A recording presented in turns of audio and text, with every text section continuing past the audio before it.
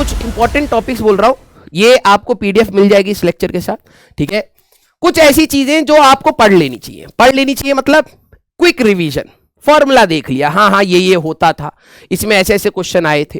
जैसे कम्युनिकेशन में रेंज वाला है, लाइन ऑफ साइट वाला है, हमारे पास दो टावर्स के बीच का डिस्टेंस कितना दूर हो सकता है, मॉड्यूलेशन इंडेक्स का है, बैंडविड्थ का है। सेमीकंडक्टर में लॉजिक गेट्स है, जीनर डायोड है, बाइजिंग के क्वेश्चंस है, इसको बहुत अच्छे से पढ़ाया है, प्लीज आप इसको देखिएगा। न्यूक्लियर में Q values of the reactions, ठीक है, और रेडियो एक्टिविटी के लॉज आपके लिए इंपॉर्टेंट है। एटम्स में आपके लिए स्पेक्ट्रा सबसे ज्यादा इंपॉर्टेंट है, ठीक है, और उसी के साथ जोड़ दे तो एक्सरे आपका इंपॉर्टेंट है। ड्यूअल नेचर में फोटो इलेक्ट्रिक के ग्राफ या एक इक्वेशन है वो, और डी ब्रॉगली बहुत ज्यादा इंपॉर्टेंट है क्योंकि डी ब्रॉगली में कोलिजन्स का मिक्सचर है, इलेक्ट्रोस्टैटिक्स का मिक्सचर है, मैग्नेटिज्म का मिक्सचर है। तो फॉर्मूला सेम है, बस आप एक बार रिकॉल कर लें, बस इसमें यह नहीं है कि आपको इसमें प्रैक्टिस करनी है, जस्ट रिवाइज करना है, मतलब ये चीज आप पढ़ के ही जाएं, ठीक है। इसमें से आप जितने भी टॉपिक्स लिखे देख रहे हैं, इसमें आप कई सारे टॉपिक्स भिड़ेंगे, ठीक है।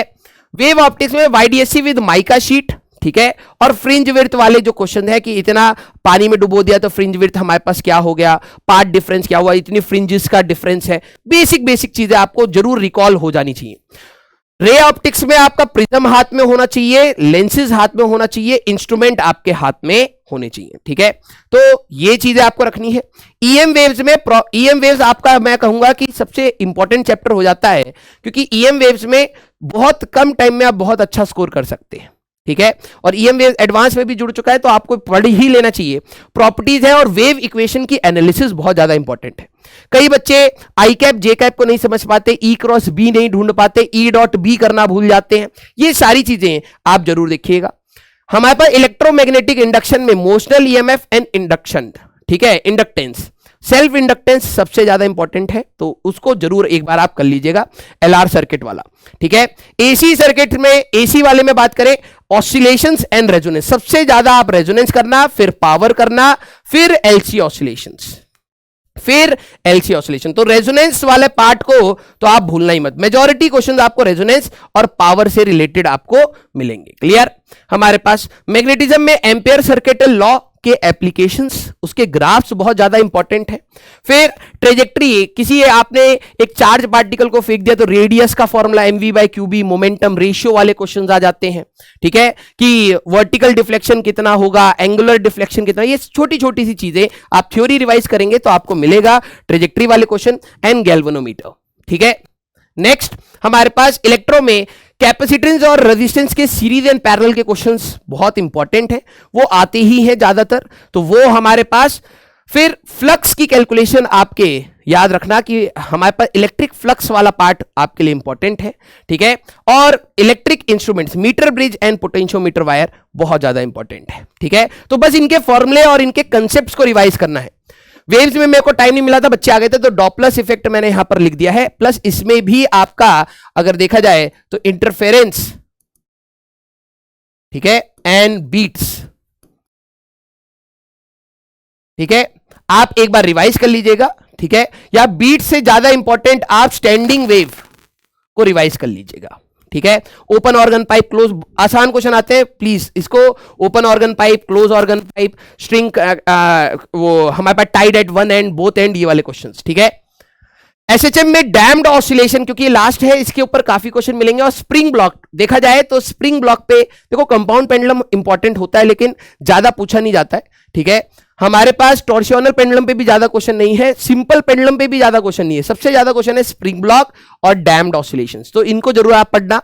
थर्मोडायनेमिक्स की बात करें तो कार्नोट इंजन, जो आपके थर्मोडायनेमिक प्रोसेसेस हैं उसमें क्या क्या ग्राफ थे, वर्क डन क्या था, इंटरनल एनर्जी, हीट, सारी चीजें आपको एक बार रिवाइज करनी है। रेडिएशन के questions, Newton's law of cooling के क्वेश्चंस, ये हमारे लिए बहुत इंपॉर्टेंट है।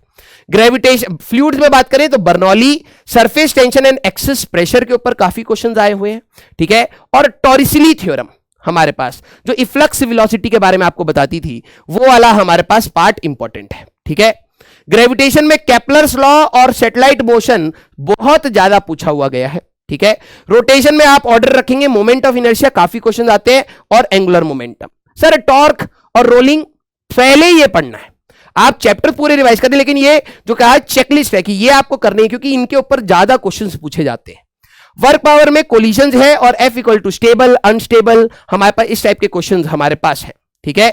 सेंटर ऑफ, भाई जो करंट इलेक्ट्रिसिटी कह रहे हैं वो यहां पर आ गया, इंस्ट्रूमेंट करंट के ही है, ठीक है, करंट के ही है। और आपका सीरीज एंड पैरेलल हमारे पास है। हमारे पास ध्यान से सुनना, करंट इलेक्ट्रिसिटी में I equal to NEAVD, mobility, इन पे भी क्वेश्चंस आते हैं। ये मैंने आपको क्या बोला है, टू डू मस्ट है, ये आपको करना ही करना है। आप इनको जरूर रिवाइज करें, और इनको एक बार रिवाइज हो जाए तो आप ये निश्चित हो जाएगी चलो मेन चीजें हमने रिवाइज कर ली हैं, बस अब टाइम है तो मैं पूरा एक बार रिवाइज कर लेता हूं, तो वो आप कर सकते हैं, ठीक है। सेंटर ऑफ मास में calculation of centre of mass, और जनरली आपका नेगेटिव एरिया वाले क्वेश्चंस, एक डिस्क में से स्मॉलर डिस्क हटा दिया, डिस्क में से स्क्वायर हटा दिया, इस टाइप के क्वेश्चंस आपके रहेंगे, ठीक है। और shifting of centre of mass के ऊपर, प्लैंक से एक बंदा चल रहा है तो कितना शिफ्ट होगा, जंप कर देगा तो कितना होगा, वो वाले क्वेश्चंस आपके। लॉज ऑफ मोशन में मैंने कोई भी इंपॉर्टेंट चीज नहीं लिखी है, उसका एक रीजन मैं आपको सिंपल से बताता हूं। Laws of motion is very important because इसके बिना आप और चैप्टर्स नहीं कर पाएंगे। तो लॉज ऑफ मोशन आपको पूरा रिवाइज करना है, क्योंकि इसमें भले वो फ्री बॉडी डायग्राम हो, सूडो फोर्स हो, टू ब्लॉक सिस्टम्स हो, या फिर सर्कुलर मोशन में आपका बैंकिंग, सभी जगह से क्वेश्चन भी बनते हैं, और ये आपका आगे की मैकेनिक्स का बेस बनाता है। एक्सपेरिमेंटल में मैंने वर्नियर कैलिपर और स्क्रू गॉज आपको दोबारा रिवाइज करा दिया, क्योंकि मेरे को लग रहा था कि इससे क्वेश्चंस आएंगे तो बच्चे परेशान ना हो। Clear, yes, okay. जो भी चीजें छूटी है वो आप सेकंड फेज में सारा रिवाइज करेंगे, ये आपकी प्रायोरिटी है भाई। मैंने आपको क्या बोला कि फिजिक्स में ये आपकी प्रायोरिटी है। सर काइनेमेटिक्स में ये छूटा है, भाई देखो टॉपिक तो हर इंपॉर्टेंट है, पेपर तो मैं सेट नहीं कर रहा हूं, लेकिन मैं आपको ये कह रहा हूं कि एज पर दी वेटेज, हमने इतने साल के जो क्वेश्चन देखे, एज पर दी वेटेज आप इन टॉपिक्स को जरूर पढ़ के जाएं। Clear, yes. Dimension is also very important, मैं मना नहीं कर रहा हूं, आप अभी भी मेरी बात को नहीं सुन रहे। मैं क्या कह रहा हूं, kinematics is also very important, dimensions is also very important, मैं मना नहीं कर रहा हूं, बट सबसे पहले आपको ये चीजें पढ़ लेनी है, ठीक है। फिर इसके बाद अगर आपका समय बचता, क्योंकि अब आप सिर्फ रिवीजन करेंगे, ठीक है, मॉक टेस्ट देंगे, मॉक टेस्ट में ही क्वेश्चन, ये नहीं सर रिवीजन में क्या क्वेश्चन भी लगाने हैं, नहीं, सिर्फ अब आप चिल मार के आप अपने नोट्स देखिए, जो क्लास में क्वेश्चन कराए थे उनको, उनके कंसेप्ट के बारे में सोचिए। पेन अगर नहीं चला रहे, कोई लोड वाली बात नहीं है, 3-4 दिन अपनी बॉडी को, दिमाग को रिलैक्स करना है, बट रिवीजन मोड डालना है कि आप सारे फॉर्मुलेज रिवाइज कर पाएं, सारी चीजों को रिकॉल कर पाएं। क्लास नोट्स अच्छे से पढ़ना स्टार्ट कर दीजिए, मैं बता रहा हूं बहुत सारी चीजें आपको वहां से भिड़ जाएंगी, फिर आप बोलेंगे कि सर हम पढ़ के नहीं गए थे, ठीक है। किसी भी टीचर की, it's not about on this platform और दैट प्लेटफॉर्म, हर टीचर के class notes is very important. Teacher घंटों की मेहनत लगा के आपको क्लास के नोट्स बनवाता है, ठीक है, उसमें बहुत सारी चीजें छुपी होती हैं, कई सारी चीजें आप क्लास में पढ़ते समय छोड़ देते हैं, कई सारी चीजें आप रिवाइज करते समय छोड़ देते हैं। आखिरी का time just for revision. Clear, अब आपको यहां पर नए क्वेश्चन नहीं लगाने हैं, आपको सिर्फ अपने टीचर के क्लास नोट्स उठाने हैं, पूरी थ्योरी को रिवाइज करना है, जो भी क्लास में क्वेश्चन कराए गए थे उनके कंसेप्ट्स को रिकॉल करना है, दैट्स इट। जो भी देखो भाई, मैं अभी बता रहा हूं थर्मो SHM एंड वेव्स, ठीक है, 6-7 दिन लगते, एक हफ्ता अगर भगवान करता हमारे पास होता तो हम इसको भी कर लेते, लेकिन वही बात है, यहां पर नेगेटिव सोचना ही नहीं है। हम लोगों ने 12वीं बहुत अच्छे से करी है, 11th को पहले भी पढ़ चुके हैं, 11th को रिवाइज भी करा। ऐसा नहीं है कि आपने थर्मो SHM वेव्स अर्जुना में नहीं पढ़ा होगा, आपने पढ़ा है। अगर आपने थोड़ा बहुत पढ़ा है और आपके पास टाइम है तो वन शॉट लेक्चर्स आप देख सकते हैं, ठीक है, और उससे आप कवर कर सकते हैं। नहीं भी हो, लोड नहीं लेना। कितने क्वेश्चन आएंगे भाई, 2-3 क्वेश्चन मैक्स टू मैक्स, अगर आए तो 2-3 क्वेश्चन। अरे 3 क्वेश्चन तो तुम वैसे ही गलत करके आ रहे हो, तो कम से कम चांसेस ये भी समझो कि शायद गलत ना हो, छोड़ के आ जाएंगे, है ना, तो ये चीज भी समझ सकते हो। Clear, yes. हाँ, आपके मॉक टेस्ट जो यहाँ पे PW वाले होंगे, प्लीज उनको एनालाइज करना, उनका डिस्कशंस होने वाला है, ठीक है, मोस्ट प्रोबेबली यूट्यूब पर होगा डिस्कशन, क्योंकि बहुत सारे बाहर के भी बच्चे। आप एग्जाम देके आइए, जो छोटी छोटी चीजें, माइंड मैप सीरीज जो हमारे पास थी, आप उनको रिकॉल लिखना चाहें उनको देख सकते हैं अभी, और जो आपकी क्विक रिविजन्स थी वो आपको धीरे धीरे मिल जाएंगी। आप सेकेंड अटेम्प्ट से पहले पूरा निश्चिंत रहेंगे हमारी तरफ से। क्लियर, आपकी मेहनत हमारी भी मेहनत है, ठीक है। अगर आप लोग अपनी लाइफ में कुछ अचीव करेंगे, खुश रहेंगे, तो हमें कहीं ना कहीं दिल में बहुत ज्यादा सुकून मिलता है कि चलिए बच्चों ने कुछ किया है, राइट।